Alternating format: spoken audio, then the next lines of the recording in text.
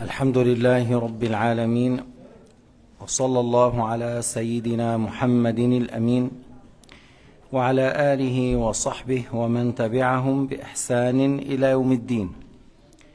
يقول المؤلف رحمه الله الإمام النسفي: وبكل حاسة منها يوقف على ما وضعت له. يعني on atteint par les cinq sens les choses qui sont concernées par les cinq sens. Par l'ouïe, tu entends les voix. Par la vue, tu entends les choses visibles. Par le goût, tu goûtes, tu sais ou tu connais les goûts de la nourriture. Par l'odorat et le nez, tu sais les odeurs. لكن الله سبحانه وتعالى هو الذي يخلق هذه الإدراكات بهذه الحواس وليس الحواس هي التي تخلقها. C'est Allah qui crée en nous l'ouïe par l'oreille, c'est Allah qui crée en nous la vue par l'œil, c'est Allah qui crée le goût par la langue, c'est Allah qui crée le fait de savoir, le toucher par lorsqu'on touche les choses. C'est pas les sens qui créent, c'est Allah Ta'ala le créateur, et ces sens, ce n'est qu'une cause. هذه الحواس هي أسباب. والله يخلق الإدراك فيها، ليست هي الحواس بنفسها تخلق. جرت العادة أن ما يدرك بهذه الحواس لا يدرك بالأخرى. Selon Allah Ta'ala a fait que par l'habitude, ce qu'on peut l'entendre, on le voit, on peut pas l'atteindre par la vue. Ce qu'on voit, on ne peut pas l'atteindre par l'oreille. Ce qu'on le goûte, on l'atteint pas par le nez. C'est Allah qui a voulu. Mais si Allah a voulu autre chose, ça sera ce qu'Allah a voulu. Si Allah a voulu qu'on voit par les yeux, par les oreilles, on voit. Si Allah a voulu qu'on entend par les yeux, on peut l'entendre. Si Allah a voulu qu'on trouve l'odeur par la langue, aura lieu. Si Allah a voulu. Mais Allah Ta'ala a fait que par habitude, par l'odorat, on atteint les odeurs, par le nez, ainsi de suite. وهذه الحواس أسباب لا تخلق شيئا، الخالق هو الله سبحانه وتعالى. Les cinq sens, ce n'est qu'une cause, c'est Allah Ta'ala qui crée les causes et les conséquences. إذن, on a la première chose parmi les sources de connaissance, les cinq sens. La deuxième, الخبر الصادق. الخبر الصادق على نوعين. أحدهما الخبر المتواتر وهو الخبر الثابت على ألسنة قوم لا يتصور تواطؤهم على الكذب. Pour la nouvelle véridique ou la nouvelle authentique, on a deux sortes. La première, la nouvelle rapportée par un grand nombre dont l'habitude n'arrive pas qu'ils vont se réunir sur un mensonge. Par exemple, tu entends parler de Salah ad-Din al-Ayyubi. Tu as entendu parler de Genghis Khan, tu as entendu parler de Napoléon Bonaparte, tu as entendu parler de, pour certains, Jimmy Carter, tu entends parler de... Après, est-ce que tu as vu ces gens-là? Non. Est-ce que tu doutes de leur existence? Non. Pourquoi? Parce qu'un grand nombre a rapporté qu'il y avait une telle personne à telle époque, il s'appelait comme ça et il a eu telle et telle chose. إذن هناك أخبار متواترة، هناك أخبار متواترة من زمن سيدنا محمد وما قبل سيدنا محمد. Il y a des nouvelles rapportées par un grand nombre depuis Sayyidina Muhammad, même avant, jusqu'à nos jours. Lorsque une nouvelle rapportée par un grand nombre, alors ça donne une connaissance sûre. Ça donne une connaissance sûre. هذا يفيد علما قطعيا. الخبر المتواتر يفيد علما قطعيا لا يمكن التشكك فيه. On ne peut pas le mettre en doute. On ne peut pas le mettre en doute. لكن يشترط له شروط, mais il y a des conditions. أن يكون بابتدائه وانتهائه سواء. C'est-à-dire un grand nombre au début, on voulait dire au grand nombre au début et vers la fin un grand nombre. Mais si la nouvelle a commencé par une seule personne qui a vu et par la suite il y a 1 milliard, c'est pas une nouvelle mutawatir. إذا خبر انتقل من 1 و2 و3, une personne ou 2 ou 3, ils ont vu et ils ont rapporté. Après, il y a millions de gens qui parlent.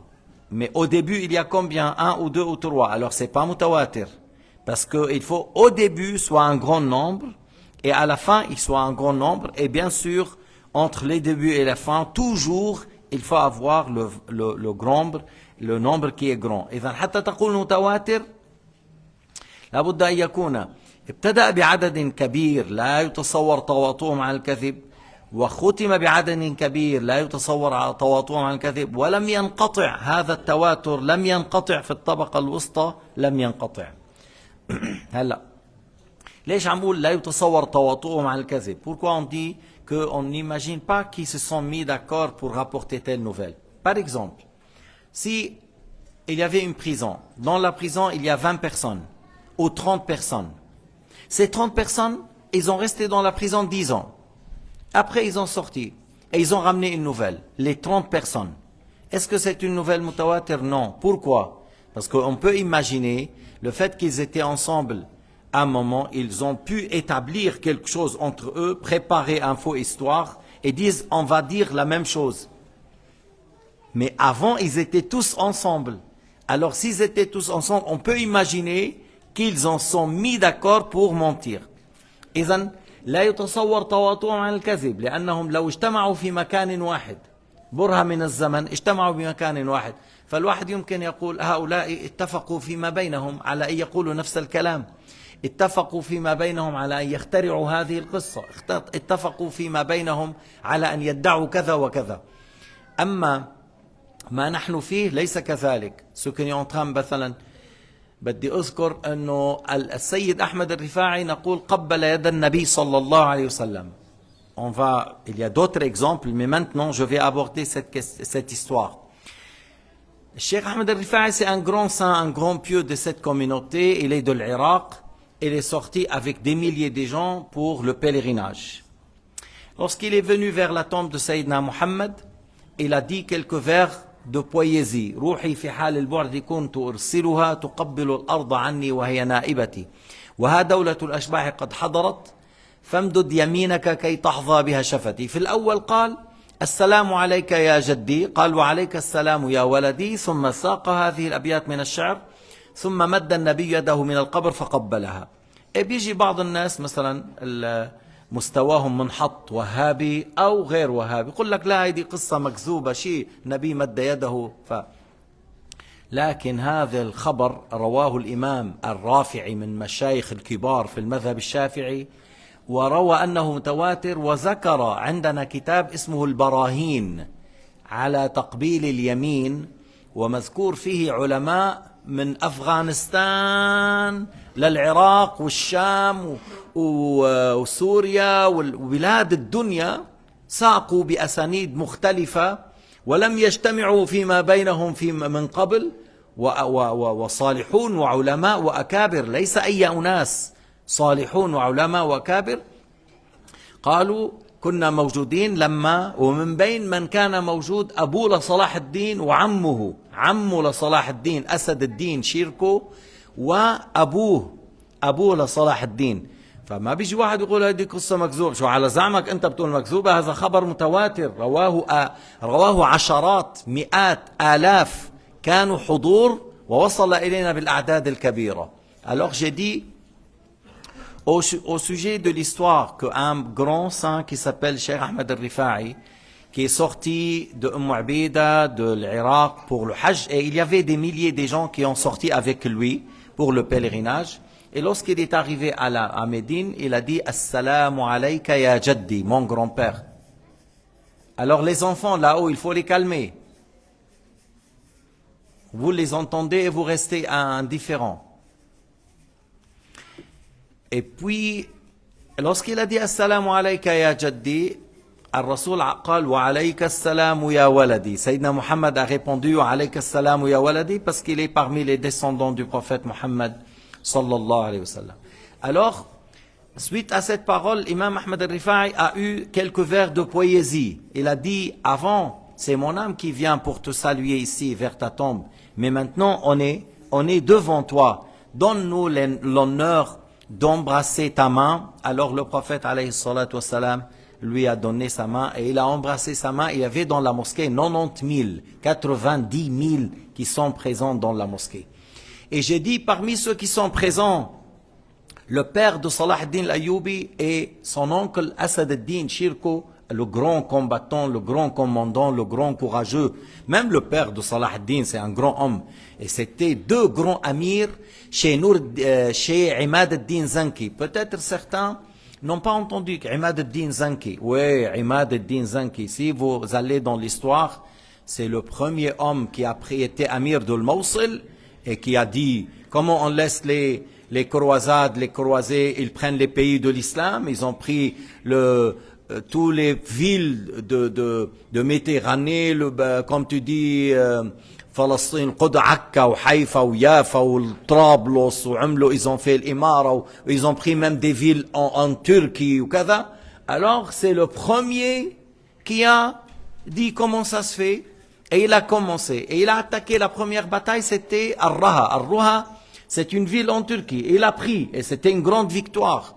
Alors les croisades, ils ont dit, oh, on a quelqu'un de, voilà. Alors Salah ad-Din, son père, Youssef, le père de Salah ad-Din et Asad ad-Din, étaient deux amirs chez Imad ad-Din Zanki, deux grands amirs. Après la mort de Imad ad-Din, les chrétiens, ils étaient très contents. Voilà, Imad ad-Din est mort. Alors il est venu un fils plus fort que son père et plus juste et beaucoup de science. Il s'appelle Nur ad-Din. Voilà, Nur ad-Din c'est un grand homme, un grand sultan, un grand homme. Et Salah ad-Din était avec son père chez lui, chez Nur ad-Din. Et Asad ad-Din l'a pris en Égypte malgré lui. Parce que Salah ad-Din, il apprenait le Coran par cœur, il apprenait le livre de Fiqh al-Shafi'i par cœur. Il se mettait dans la science de Ilm ad-Din. Mais l'imara ou le pouvoir est arrivé chez lui malgré lui. Bref, lorsqu'il était Imad ad-Din, Asad ad-Din et le père de Salah ad-Din, ils ont dit dans le cœur, on va dire à Sayyid Ahmed al-Rifa'i qu'il fait dua qu'on aura l'Égypte. Pourquoi? C'est pas une question de pouvoir, mais plutôt pour avoir plus du monde, pour qu'on puisse confronter les chrétiens dans la guerre de croisade. Parce que le Sham, c'est-à-dire la Syrie, la Jordanie, ne suffit pas. Ne suffit pas ces pays, la Palestine avec la Jordanie, ne suffit pas. Et l'Égypte, c'est un pays bien peuplé. Alors ils sont venus pour demander dua. Alors Sayyid Ahmed al-Rifa'i, avant qu'il parle, avant qu'il demande dua, il dit à Asad ad-Din, vous auriez, Inch'Allah, l'Égypte. Elle sera pour vous. Avant de demander, Allah Ta'ala lui a dévoilé qu'il va demander ça. Il a dit, vous auriez. Et bien sûr, après, c'était pour le sultan Salah ad-Din, il a pris le pouvoir pour le Sham et pour l'Égypte. Bref, alors cette histoire, on dit, c'est une histoire rapportée par un grand nombre, jusqu'à nos jours. Et pour ceux qui maîtrisent la langue arabe, je dis le livre Al-Barahin qui est dans la bibliothèque, c'est un livre qui est très bénéfique, surtout au sujet qui est celui qui dit, moi mon cœur, je ressens dur, j'aimerais parler, j'aimerais entendre des choses qui adoucissent le cœur.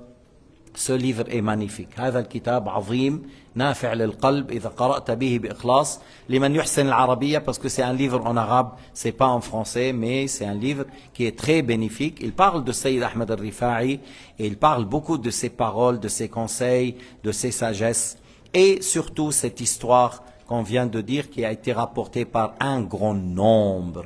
Et on dit nouvelle mutawatir, khabar mutawatir. هلا مثلا على مثال واقع القرآن الكريم إذا إجا واحد ليشكك si quelqu'un il veut mettre en doute القرآن الكريم on dit القرآن ça nous est arrivé par un grand nombre القرآن nous est arrivé par un grand nombre لذلك من أنكر حرفا أو كلمة أو آية منه كفر celui qui nie une lettre ou une aya ou une parole dans le Coran al-Karim pour laquelle il y a l'unanimité et il nie il sort de l'islam. Pourquoi? Parce que c'est un livre qui nous est arrivé depuis Sayyidina Muhammad à ses compagnons, de ses compagnons jusqu'à nos jours, par un grand nombre. مثل ما قلت امبارحة بأفريقيا il y a des millions qui apprennent le Coran par cœur. En Afrique, il y a des millions qui apprennent le Coran par cœur. En Afrique. Alors que dit-on dans le monde arabe et dans les pays de l'Asie, l'Inde, le Pakistan, le Bangladesh, tout ça, il y a beaucoup de gens qui apprennent le Coran par cœur et on n'a pas perdu ni une lettre, ni un mot, ni une aya. Tu vois, c'est pas à un certain moment, ah, on n'a plus le Coran, on a trouvé une traduction. Parce que des fois, ils te disent, l'évangile de Luc, le Matthieu, l'évangile de Matthieu, oui, d'origine, on a trouvé une édition en grec. Mais on sait très bien que Jésus n'a pas parlé grec. On sait bien que Jésus n'a pas parlé grec. Alors c'est un livre, il s'appuie sur une traduction. Qui a traduit? Ah, on ne sait pas. Alors comment peut-on dire c'est un livre que Jésus l'a dit, on ne sait pas le traducteur? Et moi actuellement, c'est lui qui me demande, est-ce que vous avez, ils disent déjà, est-ce que vous avez le Coran en français? Il y en a d'autres qui disent tafsir en anglais, en français. Alors là, tafsir en français, on peut dire, explication en français, on peut dire. Mais on ne peut pas dire, est-ce que vous avez le Coran en français? C'est faux, c'est pas juste. Est-ce que vous avez, quelqu'un dit anglais? Non, non. Le Coran, c'est en arabe. C'est la parole de Dieu. Maintenant, la traduction, c'est le travail de l'être humain. Des fois, c'est une personne, des fois, c'est une équipe. C'est un essai de traduction. C'est un essai de traduction. Et le meilleur dans le marché, à ma connaissance, parce que je ne sais pas exactement qu'est-ce qu'il y a dans le monde entier, mais parmi les choses que j'ai vues, le meilleur explication traduit français, allemand, anglais, c'est celui de l'Égypte qui s'appelle Al-Muntakhab. C'est celui de l'Égypte qui s'appelle Al-Muntakhab. Pourquoi? Parce qu'ils ont pris l'aya, ils ont fait tafsir en arabe, ils ont traduit le tafsir. Parce que lorsque tu veux traduire exactement l'aya tout de suite, tu vas tomber dans des erreurs. Surtout lorsque quelqu'un il dit, il s'assoit, il s'installe, il s'est établi. Non, on ne peut pas dire ça pour Dieu. Alors beaucoup de ces éditions, une fois ils ont dit, oui, on a distribué 20 millions mushaf, mais avec la traduction. Mais avec la traduction, je suis sûr, si ça vient de l'Arabie Saoudite, tu ne peux pas t'appuyer. C'est plein de fautes, plein d'erreurs, parce que al-qawm mujassima, les gens là-bas, c'est des anthropomorphistes, mujassima. شو يعني مجسمة؟ بدك ترجع 250 سنة لورا. Reviens 2 siècles et demi. Quelqu'un qui s'appelle Ibn Abd al-Wahhab. C'est l'origine de l'Wahhabiyya. D'où vient le mot Wahhabiyya? Ça vient de quelqu'un qui s'appelle Mohammed ibn Abd al-Wahhab. Al-Wahhabiyya, d'où vient cet homme Ibn Abd al-Wahhab? Et les donnages de son père a mis en garde contre lui, son frère aussi. Son frère, son père, tous les savants de l'islam, sauf le grand-père de la famille royale Al Saoud, il a dit, celui-là, il peut me servir. Il l'a pris. Et il a profité de lui, et c'est pour cela qu'ils ont pris le pouvoir aujourd'hui. Mais ils ont profité de lui. Mais son père était contre, son frère Sulayman était contre. Et vous allez pouvoir voir l'histoire dans le livre As-Suhub al-Wabila ala Dara'i al-Hanabila, ce que je viens de dire. Ibn Abd al-Wahhab, d'où a pris ses idées? Lorsqu'il y a une minute, tu me dis. Min ayn akhadh Ibn Abd al-Wahhab tous ses idées? من كتب ابن تيمية ليس بالتلقي ولا بالسماع. Il a pris ses idéologies de la part des livres de Ibn Taymiyyah. C'est pas bouche-oreille de la part des savants de l'islam, mais par les livres de Ibn Taymiyyah. Ibn Taymiyyah mujassim. Ibn Taymiyyah mujassim. Ibn Taymiyyah philosophe. Ibn Taymiyyah il a dit Jahannam a une fin, c'est la mécréance. Ibn Taymiyyah il a dit le genre du monde n'a pas de début. Dans 7 livres, il a dit le monde par son genre n'a pas de début. C'est la parole des philosophes et c'est de la mécréance. Et il a dit dans plusieurs livres, et il a dit Allah est assis sur le trône, il pose le pied sur le kursi, il laisse une place à côté de lui pour Muhammad. Mais ma'azallah, Allah n'est pas encore, on ne peut pas dire Allah s'assoit et qu'il a des organes et des membres et il pose des pieds sur le kursi. Et il a dit il peut se mettre sur un moustique et le moustique le porte. Mais ça par sa puissance et sa majesté. Mais c'est quoi ça, Johaïda? Laysa kamithlihi shay', hada al-Qur'an. Rien n'est tel que lui. Alors, de là le problème de l'Wahhabiyya. مثلا حاشية الصاوي على الجلالين أحد العلماء il a fait un commentaire sur le livre الجلالين حاشية الصاوي على الجلالين بيقول هؤلاء الوهابية يقول استحوذ عليهم الشيطان فأنساهم ذكر الله أولئك حزب الشيطان ألا إن حزب الشيطان هم الخاسرون وقال هؤلاء هم خوارج العصر. Le savant il a dit pour le Wahhabiyya il a dit c'est le khawarij de notre époque. Ibn Abidin a dit Al-Wahhabiyya, Al-Khawarij de notre époque. Le juge de la Mecque, 150 ans en arrière, il est mort. 150 ans. Yani, Peut-être en Suisse, peut-être il y avait 10, 20 personnes musulmans. 150 ans en arrière, peut-être il y avait une vingtaine ou 50, 150 ans en arrière. Yani, je voulais dire avant la mosquée de Lausanne. Le juge de la Mecque, il a un livre intitulé Tarikh Umara al-Balad al-Haram, l'histoire de la Mecque. À la page 297, le livre je l'ai, c'est pas pour vendre dans la bibliothèque. Regardez qu'est-ce qu'ils ont fait dans la ville de Taif lorsqu'ils ont entré. Il nous dit, ils ont égorgé les enfants, ils ont tué les gens dans la mosquée, parce qu'ils considèrent les gens mouchriks, ils considèrent les gens mécréants. Ils ont dit à 300 personnes, vous êtes en sécurité. Une fois qu'ils ont accepté de prendre la sécurité, ils les ont pris et les ont tués. Alors toute cette histoire, dans le livre Tarikh Umara al-Balad al-Haram, à la page 297, قتلوا الرجال والراكعين والساجدين كتب العلم والشرع أحرقوها. Les livres de religion, ils les ont brûlés. Alors voilà l'histoire de l'Wahhabiyyin. Et je dis que le Coran, il nous est arrivé par at-tawatur. Alors on ne peut pas mettre en doute que le Coran, la parole de Dieu, révélée à Sayyidina Muhammad par l'intermédiaire de Jibril. Mais il faut savoir que la parole de Dieu n'est pas une parole en arabe ou en français. Les langues sont créées. Les voix sont créées, les lettres sont créées, la parole de Dieu n'est pas créée. La parole de Dieu n'est pas créée. Nous on parle arabe, français, turc, albanais, français, anglais, chinois. Les langues c'est des centaines. Mais Allah Ta'ala parle et sa parole n'est pas une langue, n'est pas des lettres et n'est pas des voix. La parole de Dieu n'a pas de début, n'a pas de fin. Le Coran qui est révélé, c'est l'expression de la parole divine. Jibril l'a pris du tableau préservé et il l'a récité pour Sayyidina Muhammad et Sayyidina Muhammad a transmis aux musulmans. Walhamdulillahi Rabbil Alamin.